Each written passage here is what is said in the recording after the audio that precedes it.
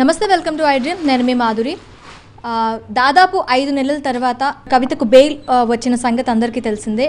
అసలు ఏ ప్రాతిపదికన బెయిల్ వచ్చింది, మళ్ళీ వెళ్ళే అవకాశాలు ఉన్నాయా, అసలు ఈ కేసులో ఏం జరగబోతుంది డీటెయిల్గా చెప్పడానికి మనతో పాటు ఉన్నారు నేరెళ్ల మల్లాద్రి గారు, retired judge and supreme court advocate. ఆయన అడిగి తెలుసుకుందాం. Hello sir.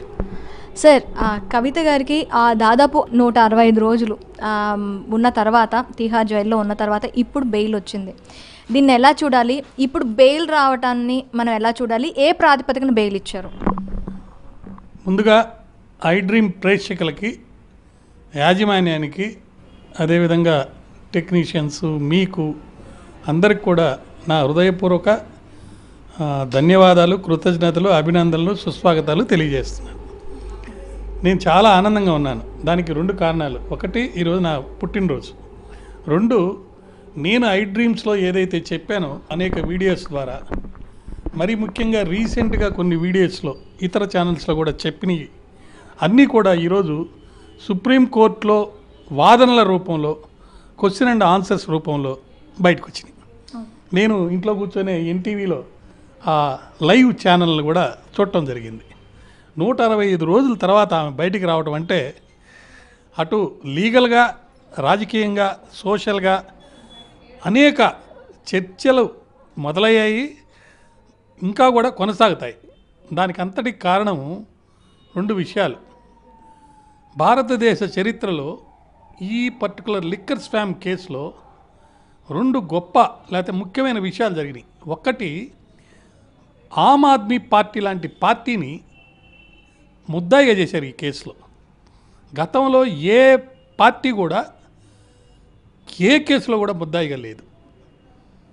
మరి ఒక కేసులో ముద్దాయి అవ్వాలంటే పిఎంఎల్ఏ యాక్ట్లో ఉన్న ప్రొవిజన్స్ ప్రకారం అది కంపెనీ అయి ఉండాలి. కానీ పొలిటికల్ పార్టీ అనేది కంపెనీ కాదు, అయినా కూడా దాన్ని ముద్దాయి చేశారు. అదేవిధంగా ఒక 2 ప్రిన్సిపల్స్ని ఫాలో అవుతూ చాలామందిని, కేజ్రీవాల్ గారిని, సిసోడియా గారిని, సంజయ్ గారిని, ఇంకా అనేక మంది ప్రముఖమైన వ్యక్తుల్ని అరెస్ట్ చేసి లోపల పెట్టారు. వాళ్ళు బయటికి రావడానికి 2 ప్రశ్నలు సుప్రీంకోర్టులో ప్రతి వాళ్ళని అడగడం జరిగింది. ఆ 2 ప్రశ్నలకు సంబంధించి ముఖ్యంగా గతంలో ఒక తీర్పులో ఈ 2 ప్రశ్నలు అంటే సెక్షన్ 45లో ఉన్న ప్రొవిజన్ ప్రకారం ఈ 2 క్వశ్చన్స్ కూడా కరెక్ట్, లీగలు, కాన్స్టిట్యూషనల్ అని చెప్పి తీర్పిచ్చేశారు.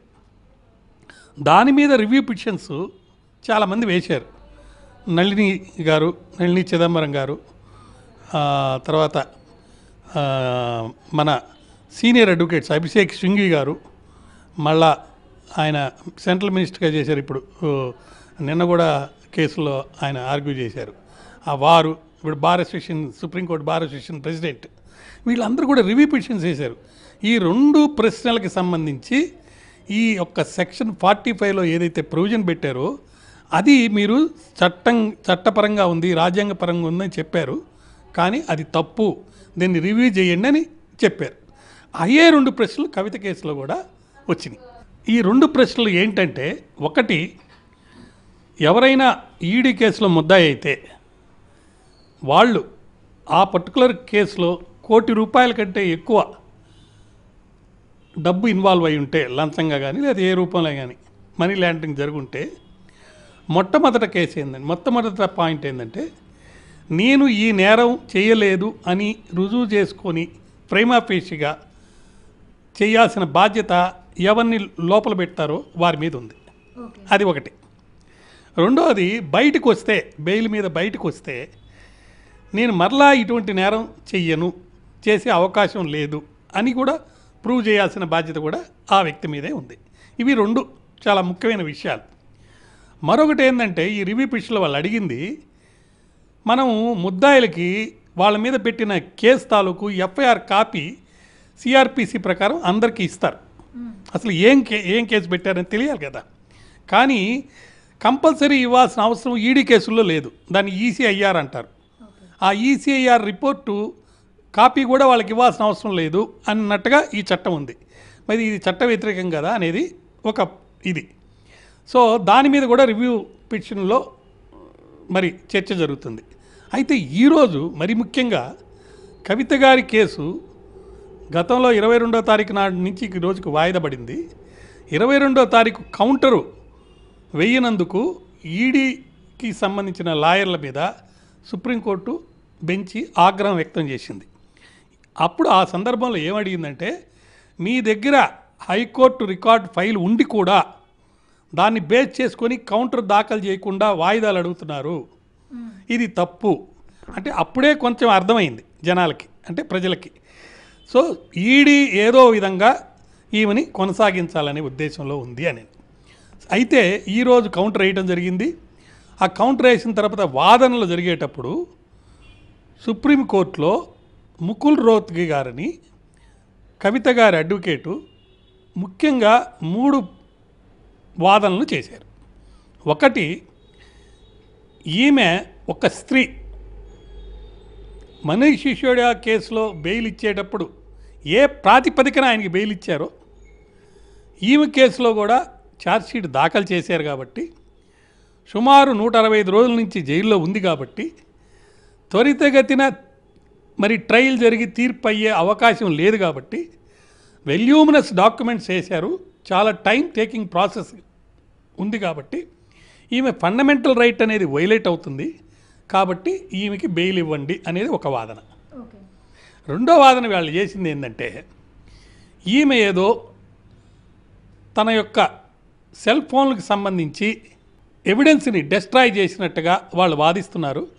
కానీ వాస్తవంగా జరిగింది, ఆమెకి నోటీస్ ఇచ్చిన తర్వాత సెల్ ఫోన్లు తెచ్చిచ్చేసింది.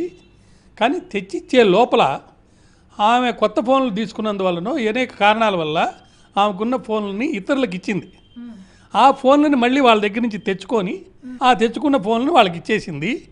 కానీ ఆ తీసుకున్న వాళ్ళు మళ్ళా దాంట్లో ఉన్న ఐటమ్స్ అన్నీ డిలీట్ చేసేసి వాళ్ళు మళ్ళీ దాన్ని రీమేక్ లాగా చేశారు. అది వాళ్ళు చేసింది కానీ ఈమెమి డెస్ట్రాయ్ చేయలేదు అని అన్నప్పుడు జడ్జి గారు ఒక క్వశ్చన్ అడిగారు, ఎవరైనా చేస్తారు ఇంట్లో, మన సెల్ ఫోన్ ఎవరికైనా ఇవ్వమా? మరి ఇచ్చినప్పుడు ఆ సెల్ ఫోన్ ఇతరులు కూడా వాడతారు. ఆ వాడేటప్పుడు కొన్ని సందర్భాల్లో ఎక్కువ కాలం వాళ్ళ దగ్గర ఉంటుంది కాబట్టి దాంట్లో డిలీట్ చేసి వీళ్ళ నెంబర్లు వేసుకోవటం అలాంటివి జరుగుతాయి, హ్యూమన్ కదా అని అడిగారు. దానికి మన రాజుగారు ఆయన ఈడీ తరపున వాదించారు. ఆయన 3 సమాధానాలు చెప్పారు. ఒకటి, ఈమె మేము ఇన్వెస్టిగేషన్ చేసే సందర్భంగా పరిశోధనలో సహకరించలేదు. తర్వాత ఈమె సాక్షుల్ని ప్రభావితం చేసింది. అరోరా అనే ఆయన చాలా సందర్భాల్లో స్టేట్మెంట్లు మార్చేశాడు. అలా స్టేట్మెంట్లు మార్చడానికి కారణము ఈమె ఆయన మీద పెట్టినటువంటి ఇన్ఫ్లుయెన్సే. అదేవిధంగా 100 కోట్ల రూపాయల డబ్బు ఈమె ప్రధాన సూత్రధారిగా ఉండి మరి ఆప్ పార్టీకి అందజేయడం జరిగింది. ఆ డబ్బు మరి ఆప్ పార్టీ ఎన్నికల్లో వాడటం జరిగింది. ఇలాంటి ఆమెను కనుక వదిలితే బయటికి మరి ఇన్ఫ్లుయెన్స్ చేసి విట్నెస్లు ఇబ్బంది పెట్టే అవకాశం ఉందని చెప్పి ఆయన వాదన చేశాడు. 135 ఏదో ఒక దాన్ని కోట్ చేసి మొత్తం ఎవిడెన్స్ని డిస్ట్రాయ్ చేయటం, అధికారులను బెదిరించటం, ఇలాంటివన్నీ కూడా చెప్పారు. అదే సాక్షుల్ని కొంచెం ఇబ్బంది పెట్టడం, ఇవన్నీ కూడా చెప్పినా కూడా సుప్రీంకోర్టు ఒకే ఒక ప్రాతిపదిక, అంటే సిసోడియా కేసులో ఎలా బెయిల్ ఇచ్చారో ఈమె స్త్రీ కాబట్టి ఫ్లైట్ రిస్క్ కూడా లేదు. ఈమె తండ్రి ముఖ్యమంత్రిగా చేశాడు, ఈ అమ్మాయి ఎమ్మెల్సీగా చేసింది, మరి ఈమె ఎంపీగా కూడా చేసింది. ఇటువంటి ఆమె దేశం వదిలిపెట్టి లేకపోతే కేసులో సహకరించకుండా కోర్టుకు రాకుండా ఉండే పరిస్థితి లేదు కాబట్టి మరి ఇస్తే మీకేంటి ఇబ్బంది అని చెప్పి కొన్ని కండిషన్స్ మీద ఈమెని బెయిల్ మీద ఇవ్వటం జరిగింది. ఒకటి 10 లక్షల రూపాయలు, 2 జామీందారులు. రెండోది దేశం విడిచిపెట్టి వెళ్ళకూడదు. మూడోది సాక్షుల్ని ఇన్ఫ్లుయెన్స్ చేయకూడదు. ఇలాంటి కండిషన్స్ పెట్టి అన్నీ కూడా ఇవ్వడం జరిగింది. ఈరోజు సాయంత్రం లోపల ఈ అమ్మాయి యొక్క పత్రాలని, అంటే జామీన్ పత్రాలని మరి యాక్సెప్ట్ చేస్తే ఈరోజు రాత్రి 7 గంటలకి తీహార్ జైలు నుంచి ఆమె బయటకు వచ్చే అవకాశం ఉంది. అయితే దీన్ని మనం లీగల్గా చూసాం, రాజకీయంగా కూడా అనేక విధమైనటువంటి వాదనలు ప్రతివాదనలు వస్తున్నాయి. సో రాజకీయంగా వచ్చే వాదనలు మనం గమనిస్తే రాబోయే 4 ఎలక్షన్స్ ముఖ్యంగా మహారాష్ట్ర, ఢిల్లీ, హర్యానా, జమ్మూ కాశ్మీర్ ఈ 4 రాష్ట్రాల్లో కొన్ని రాష్ట్రాలకు ఆల్రెడీ డేట్స్ ఇచ్చేశారు, కొన్ని రాష్ట్రాలకు డేట్స్ ఇవ్వబోతున్నారు. ఒక ప్రాతిపదికన political స్ట్రాటజీగా BJP party Aam Aadmi పార్టీని దెబ్బ కొట్టాలంటే వాళ్ళు మేము నిజాయితీ పరులమి, కరప్షన్కి ఎగనెస్ట్గా క్రూసేడ్ చేసిన వాళ్ళమి, మమ్మల్ని సామాన్య మానవులు ఎన్నుకున్నారు 3 సార్లు. అంటే మనం అందరికీ మోడీ చాలా ఇంపార్టెంట్, గ్రేట్ అనుకుంటాము, కానీ ఇంటర్నేషనల్ లెవెల్లో ఆమ్ ఆద్మీ పార్టీ తరపున ముఖ్యమంత్రి అయిన కేజ్రీవాల్ కూడా చాలా ఇంపార్టెంట్. ఎందుకంటే ఢిల్లీలో 3 టైమ్స్ వరుసగా గెలిచాడు, మళ్ళా కూడా గెలుస్తారనే ఒక వాదన కూడా వస్తుంది. సో అంత ఇంపార్టెంట్ పర్సన్ని ఏ విధంగా దెబ్బకొట్టాలంటే ఈ యొక్క లిక్కర్ స్కామ్ కేసులో ఆయన్ని ఇరికించడానికి ఒక ప్లాన్ ప్రకారం, ఒక స్ట్రాటజీ ప్రకారం ఇదంతా గవర్నర్ ద్వారా, అంటే అక్కడ లెఫ్టినెంట్ గవర్నర్ ద్వారా ఇచ్చిన కేసు ద్వారా ఇన్ని ఇరికించడం జరిగింది అని చెప్పేసి ఒక వాదన ఉంది. దాంట్లో భాగంగానే కవితని కూడా పట్టుకున్నారు. అంటే నేరం ఎవరు చేశారు ఏంటనేది అది వేరే విషయం. ఇది ఒక పొలిటికల్ సర్కిల్లో జరుగుతుంది.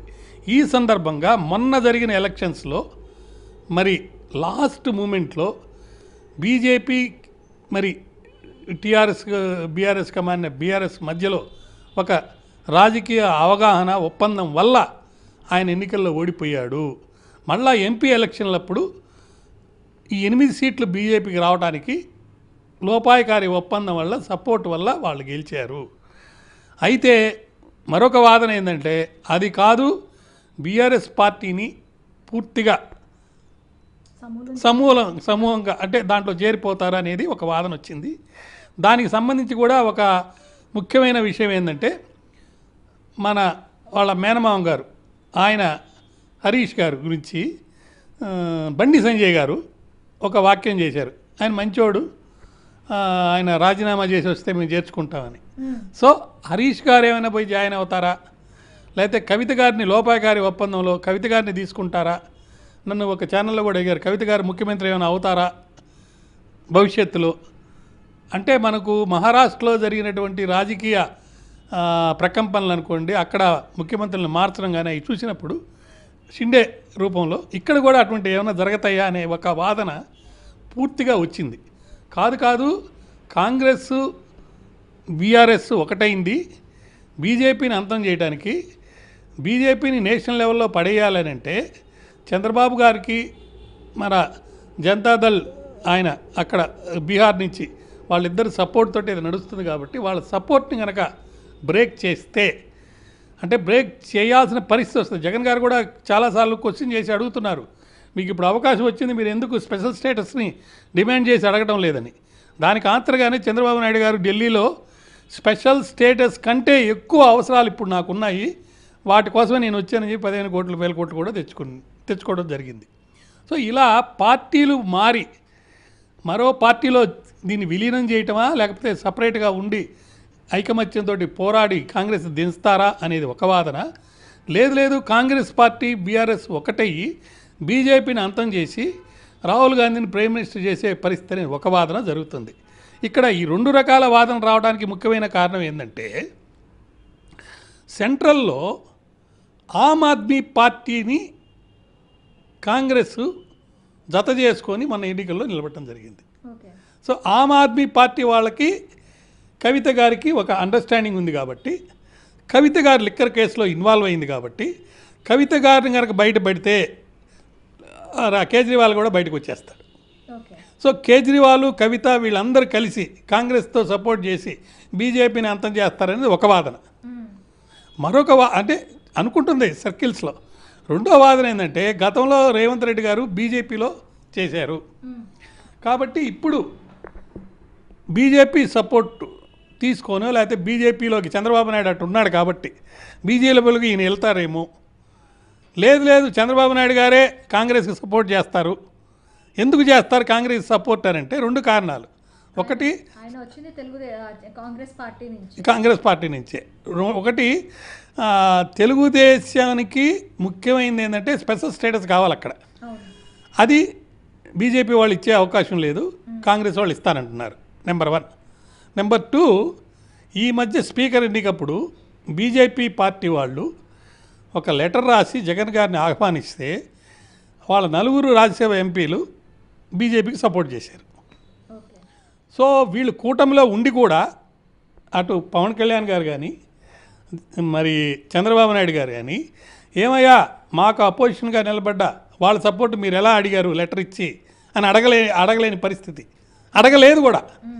సో ఇవన్నీ చూస్తుంటే చంద్రబాబు నాయుడు గారు స్విచ్ ఓవర్ అయ్యి ఇటు వచ్చేస్తారేమో, బీజేపీకి సపోర్ట్గా జగన్ నిలబడతారు. కారణాలు కేసుల వల్ల కానివ్వండి, లేకపోతే ఇప్పుడు ప్రతిపక్షంలో ఉన్నందువల్ల తక్కువ సీట్లు వచ్చినాయి కాబట్టి, లేకపోతే ఆయన ఎదుగుదల అయ్యి నెక్స్ట్ టైం మళ్ళీ సీఎం అవడానికి వీళ్ళ సహకారం కావాలి కాబట్టి, ఇలా ఈ బెయిల్ విషయం అనేది రాజకీయ ప్రకంపనలు రెండు తెలుగు రాష్ట్రాల్లో అటు నేషనల్ లెవెల్లో ఆమ్ ఆద్మీ పార్టీ ఉంది కాబట్టి చాలా ముఖ్యంగా జరిగినాయి. అయితే అన్నిటికంటే ముఖ్యమైనది ఏంటంటే 4 రాష్ట్రాల్లో ఎవరు గెలుస్తారు అనే దానికి కొన్ని కారణాల వల్ల మహారాష్ట్రలో కాంగ్రెస్ వచ్చే అవకాశం ఉంది, హర్యానాలో కాంగ్రెస్ వచ్చే అవకాశం ఉంది. అదేవిధంగా జమ్మూ కాశ్మీర్లో ఈ 370 ఆర్టికల్ రద్దు చేశారు కాబట్టి బీజేపీని అక్కడ ఎక్కువ మంది హిందూస్ లేరు కాబట్టి, ముస్లిమ్స్ ఎక్కువ కాబట్టి కాంగ్రెస్ వచ్చే అవకాశం ఉంది. మరి ఢిల్లీలో ఎవరికి వస్తుంది అనేది $1 మిలియన్ క్వశ్చన్. ఢిల్లీలో జరిగిన ఎలక్షన్స్లో మొన్న ఎంపీ సీట్లు మొత్తం 8 కూడా ఎన్ని సీట్లు ఉంటే అన్నీ కూడా బీజేపీకి వెళ్ళిపోయినాయి. కాంగ్రెస్ ఆమ్ ఆద్మీ పార్టీ కలయికతో నిలబెట్టి పెట్టిన క్యాండిడేట్స్ అని చిత్తుగా ఓడిపోయారు. ఇప్పుడు మరి ఈయన బయటకు వస్తే, కేజ్రీవాల్ కనుక బయటకు వస్తే ఆయన మళ్ళీ మన వాళ్ళెవరు కాంగ్రెస్ ఆమ్ ఆద్మీ పార్టీ రెండు కలిసి పోటీ చేస్తాయా అసెంబ్లీ ఎన్నికల్లో? దాన్ని కార్యకర్తలు ఒప్పుకుంటారా? ఇప్పుడు ఆంధ్ర రాష్ట్రంలో జరిగిన ఎన్నికల్లో అనేక అభియోగాలు ఉన్నాయి. ఒకటి దాన్ని ఏమంటారు, ఈవీఎంస్ని ఇంటర్ఫియర్ చేశారని, ఈవీఎం ద్వారా వేరే పద్ధతుల్లో దాన్ని మేనేజ్ చేసి గెలిచారని ఇప్పుడు కేసులు కూడా జరుగుతున్నాయి. మరి అక్కడ ఢిల్లీలో మరి అక్కడ వాళ్ళిద్దరూ కలిసి నిలబడితే ఓడిపోయారు. ఇప్పుడు ఇండిపెండెంట్గా నిలబడాలంటే ఒకరినొకరు తిట్టుకోవాలి. మరి ఒకరినొకరు అక్కడ తిట్టుకుంటుంటే ఇక్కడ బీఆర్ఎస్ వాళ్ళు కాంగ్రెస్ వాళ్ళు తిట్టుకుంటున్నారు. అంటే మేము బయట లోపల ఒప్పందాలు మనకు సంబంధం లేదు. మరి అక్కడ కూడా తిట్టుకుంటారా, లేకపోతే వేరే విధంగా సపరేట్గా చేస్తే బీఆర్ఎస్ వెళ్ళి ఆమ్ ఆద్మీ పార్టీకి సపోర్ట్ చేయాలి. కాంగ్రెస్ ఆమ్ ఆద్మీ పార్టీ సపరేట్గా కంటెస్ట్ చేస్తే వీళ్ళు తోడు దొంగలు కాబట్టి, లేదా ఆ గతంలో కూడా వీళ్ళ మధ్యలో ఒక అండర్స్టాండింగ్ ఉంది కాబట్టి వాళ్ళిద్దరు కూడా కలిసి పోటీ చేయాలి. ఇవన్నీ కూడా పర్మిటేషన్స్ అండ్ కాంబినేషన్స్ చూస్తున్నప్పుడు సామాన్య మానవుడికి ఈ వ్యవస్థ మీద ఒక అంటే ఇది చెడిపోయింది రాజకీయం, ఎవరు ఏ పార్టీ నుంచి గెలిచినా అధికారంలోకి వెళ్ళాలనే ఒక తపంతోటి పనిచేస్తున్నారు తప్ప ప్రజాస్వామ్యంలో విలువలు కలిగినటువంటి వ్యక్తులు నీతిగా, నిజాయితీగా, ట్రాన్స్పరెంట్గా, అకౌంటబుల్గా చేయటం లేదని ఒక భావన ఉంది. ఈ సందర్భంలో వచ్చినటువంటి ఈ బెయిల్ వల్ల రాజకీయ ప్రకంపనలు చాలా గట్టిగా గొప్పగా ఉన్నాయి. అయితే సార్, మెరిట్స్లోకి వెళ్తుందని కొందరు, లేదు మెరిట్స్లోకి వెళ్ళదని కొందరు అన్న. అసలు మెరిట్స్ అంటే ఏంటి? దీన్ని ఏ ప్రాతిపదికన మెరిట్స్లోకి వెళ్తే ఏ ప్రాతిపదికన వెళ్ళే అవకాశాలు ఉన్నాయి? అంటే బెయిల్ సందర్భంగా ఫ్రేమ్ ఆఫ్ వేసి నేరం చేశారా లేదా మాత్రమే. అంటే అలా రికార్డు చూస్తే వీళ్ళు నేరం చేశారా లేదని తెలుసుకునేటట్టు రికార్డు ఉండాలి. మెరిట్స్ అంటే ట్రయల్ జరిగి ఎవిడెన్స్ అయిన తర్వాత జడ్జి గారు ఫైనల్గా పనిష్మెంట్ ఇచ్చేటప్పుడు పూర్తిగా సంపూర్ణంగా అధ్యయనం చేసి కేసు లాస్ అన్ని పరీక్షించి అప్పుడు దాని మీద ఒక తీర్పు ఇస్తారు. అదే జడ్జి గారు కూడా అడిగారు, ఈడీ వాళ్ళు వాళ్ళ కేసుని ఏ విధంగా ఆర్గ్యూ చేశారంటే మెయిన్ కేసు ఆర్గ్యూ చేసేటప్పుడు మెరిట్స్ మీద చెప్పే విషయాలన్నీ చెప్పారు. సో మేము ఇప్పుడు మెరిట్స్లోకి వెళ్ళటం లేదు, మేము కేవలం ఈ అమ్మాయికి బెయిల్ ఇవ్వాలా లేదా ఈ సందర్భంగా అని ఆ ఒక్క పాయింట్ మీదనే మేము కన్సిడర్ చేస్తున్నాము, ఈమెకి బెయిల్ ఇస్తున్నాం అని చెప్పడం జరిగింది. అయితే ఈ కేసులో ఎలాంటి లొసుగులు లేవు అని సుప్రీంకోర్టు చెప్పిందని కూడా కొంతమంది వాదిస్తున్నారు. అది నిజమేనా సార్? తప్పు. ఇప్పుడు సుప్రీంకోర్టు చెప్పింది బెయిల్ అనేది ఈమెకి ఇవ్వాలా లేదా అనే సందర్భంగా బెయిల్కి ఇవ్వటానికి కావాల్సినటువంటి కొన్ని అంశాలని పరిగణలోకి తీసుకునేటప్పుడు మెయిన్ కేసు గురించి కూడా కొన్ని వ్యాఖ్యలు చేయాల్సిన అవసరం ఉంటుంది, చేస్తారు. అలా చేసినప్పుడు దాన్ని మెయిన్ కేసు మెరిట్స్ మీద చెప్పినట్టుగా భావించడానికి వీల్లేదు, అది చట్ట వ్యతిరేకం. ఇది కేవలం బెయిల్ ఇచ్చే సందర్భంగా ప్రేమా ఫేషీ కేసు ఉందా లేదా, ఈ అమ్మాయిని బయటికి పంపిస్తే మరోసారి ఇటువంటి నేరం చేస్తా లేదా, లేదు బయటికి పంపిస్తే కేసులో సహకరించి ఆమె యొక్క నిర్దోషిత్వాన్ని రుజువు చేసుకునే దానికే బయటికి పోతుందా, లేకపోతే సాక్షుల్ని ప్రభావితం చేసి వాళ్ళని ఇబ్బంది పెట్టి ఏదో విధంగా ఆమె కేసు గెలిచి రాజకీయంగా లబ్ధి పొందే అవకాశం ఉందా లేదా, ఇటువంటి వాటినే చూస్తారు. ఓకే, సో మొత్తానికి ఈ బెయిల్ అనేది వచ్చింది. సో నెక్స్ట్ ఎలా ఉండబోతుంది సార్? ఈ కేసులో బెయిల్ వచ్చిన తర్వాత అలిగేషన్స్ చాలా సీరియస్గా ఉన్నాయి, కొంత రికార్డెడ్ ఎవిడెన్స్ ఉంది. ఫర్ ఎగ్జాంపుల్ కొన్ని సందర్భాల్లో ఒక హోటల్లో ఎవరు దిగారు, ఎవరితో మాట్లాడారని కాల్ డేటా తీశారు. అదేవిధంగా ఒక పర్టికులర్ ల్యాండ్ కవిత గారు అమ్మినట్టుగా దానికి డబ్బు వేరే వాళ్ళకి ముట్టినట్టుగా రికార్డెడ్గా దొరికింది. అదేవిధంగా వాళ్ళ ఆడిటరు లేదా మాగంట రాఘవ గారు, ఇంకొక ఆయన, వీళ్ళందరూ అప్రూవర్గా మారిపోయారు. అప్రూవర్గా మారి కవిత గారి కేసుకు సంబంధించి ఎగనిస్ట్గా స్టేట్మెంట్స్ ఇచ్చారు, మళ్ళీ రివర్ట్ అయ్యారు. ఇవన్నీ కూడా పరిగణలోకి తీసుకున్నప్పుడు ఒక పక్క రెండు సింహాలు కనుక యుద్ధం చేస్తున్నట్టుగా, అంటే ఒక సింహం ఇంకో సింహంతో, సింహము లేడితో కాదు, అట్లా ఇరు పక్షాల మధ్య ఒక యుద్ధ వాతావరణం వచ్చి రష్యా చేస్తున్నట్టుగా అక్కడ వాళ్ళ యొక్క ఎవిడెన్స్ పెట్టడంలో కానీ, సైంటిఫిక్గా కొన్ని ప్రూవ్ చేయడంలో కానీ, మానిటరీ కన్సిడరేషన్స్ ప్రూవ్ చేయడంలో కానీ, అదేవిధంగా ఈడీ యాక్ట్లో ఉన్నటువంటి గట్టి లేకపోతే కొన్ని ప్రొటెక్షన్స్, అంటే నేరాన్ని ప్రూవ్ చేసుకునేదానికి చట్టంలోనే కొన్ని వెసులుబాట్లు ఈడీకి సపోర్ట్గా ఉన్నాయి. సో ఈ సందర్భంలో భవిష్యత్తులో ఈ కేసు ఎలా ఉంటుంది అనేది ట్రయల్లో చాలా పేజీలు, వేల పేజీలు దీంట్లో ఉన్నాయి. 453, 1553 ఎంతమంది సాక్షులు విచారించారు. కాబట్టి ఖచ్చితంగా దీని మీద కోర్టు కూడా చాలా టైం తీసుకుంటుంది. మెయిన్ కారణం బెయిల్ ఇవ్వడానికి కూడా అదే. సిసోడియా కారణం కూడా, సిసోడియాకి బెయిల్ ఇవ్వటం కానీ, కేజ్రీవాల్కి ఈడీ కేసులో బెయిల్ ఇవ్వటానికి కానీ, వీటన్నిటికీ మెయిన్ కారణం ఏంటంటే సమగ్రమైనటువంటి ట్రయల్ జరిగి తీర్పు వచ్చేదానికి చాలా సమయం అయితే, అన్ని రోజులు ఈమెను లోపల పెట్టుకుంటే, లేకపోతే ముద్దాయిని లోపల పెట్టుకుంటే వాళ్ళ యొక్క అమూల్యమైనటువంటి ఫండమెంటల్ ప్రాథమిక హక్కులు అనేవి, ముఖ్యంగా ఆర్టికల్ 21 అనేది వైలేట్ అయిపోతుంది, ఆర్టికల్ 19 వైలేట్ అయిపోతుంది, ఆర్టికల్ 14 వైలేట్ అయిపోతుందని బెయిల్ ఇవ్వడం జరిగింది. అంటే మనకు దీని ద్వారా మనకు తెలిసింది ఏంటంటే ఈ కేసు ఇప్పట్లో తేలదు, చాలా కాలం పడుతుంది. బహుశా మళ్ళీ నెక్స్ట్ ఎలక్షన్స్లో ఎవరు అవుతారో అప్పుడు దాకా కేసీఆర్ ఉంటారా లేదా, కేసీఆర్ లేకపోతే కేటీఆర్ ముఖ్యమంత్రి అవుతారా, లేకపోతే కవిత గారు ముఖ్యమంత్రి అవుతారా అని బీఆర్ఎస్ వాళ్ళు అనుకుంటుంటే, లేదు 10 ఏళ్ళు నేనే ముఖ్యమంత్రిని రేవంత్ రెడ్డి చెప్తుంటే, లేదు కాంగ్రెస్ పార్టీలో ఎవరైనా ముఖ్యమంత్రి కావచ్చని జగ్గారెడ్డి గారు చెప్తుంటే, వీళ్ళందరూ కాదు మోడీ ఒక్క సపోర్ట్లో మొన్న 8 మందిని గెలిచాం కాబట్టి ఎంపీలుగా మేమే రాష్ట్ర ప్రభుత్వాన్ని ఇక్కడ ఏర్పాటు చేస్తామని బీఆర్ఎస్ వాళ్ళు అంటున్నారు. వీళ్ళందరిలో మరి మజ్లీస్ వాళ్ళు ఎవరు అధికారంలోకి వస్తే వాళ్ళకి సపోర్ట్గా నిలబడి, ఇప్పుడు ఈ హైడ్రా విషయంలో కానీ అన్నీ మనం చూస్తుంటే వాళ్ళు కాలం గడుపుతున్నారు. కాబట్టి రాబోయే రోజుల్లో ఈ దర్యాప్తు పూర్తయి ఛార్జ్షీట్లు అయితే వేశారు, కానీ ఇంకా పరిశోధన చేయాల్సినవి చాలా ఉన్నాయి. వీటిల్లో ముఖ్యంగా ఈ 100 కోట్ల రూపాయలు ఎక్కడికి వెళ్ళినాయి, ఆ డబ్బు ఇంకా రికవరీ కాలేదు. ఇదే క్వశ్చను జడ్జి గారు కూడా అడిగారు. సో మేము ఇంకా సమగ్రమైన దర్యాప్తు చేస్తున్నాం, ఆ డబ్బును కూడా రికవరీ చేస్తాము అని ఈడీ వాళ్ళు చెప్పడం జరిగింది. కాబట్టి ఇది కాలం ఇంకా చాలా కాలం పడుతుంది. దాంట్లో ఒకవేళ కనుక నేరం కనుక రుజువైతే, మనకందరికీ గుర్తుంది జయలలిత కేసులో శిక్షలు పడింది, జయలలిత నేస్తం, ఆ అమ్మాయి పేరు ఏదో ఉంది, శశికళ గారు 3 ఏళ్ళు జైల్లో ఉండి రావడం జరిగింది. అదే కనుక జయలలిత బతుకుంటే ఆమె కూడా అన్ని రోజులు ఉండి వచ్చేది. తర్వాత జయలలిత గారి మీద ఫైన్ వేశారు. ఆ ఫైన్ డబ్బుని రికవర్ చేశారా లేదో తెలియదు నాకు. రికవర్ చేయకపోతే మనిషి చచ్చిపోయినా రికవర్ చేయాలని చెప్పి ఒక కొత్త చట్టంలో ఉంటే ఒక రూల్ కూడా పెట్టున్నారు. సో డబ్బులైనా వసూలు చేయొచ్చు, లేదు ఫైన్లైనా వేసి నష్టపరిహారం లేకపోతే పనిష్మెంట్ కింద డబ్బులు రికవర్ చేయొచ్చు, లేకపోతే శిక్షలు వేసి వాళ్ళని జైలుకి కూడా పంపించవచ్చు. Okay sir, thank you very much.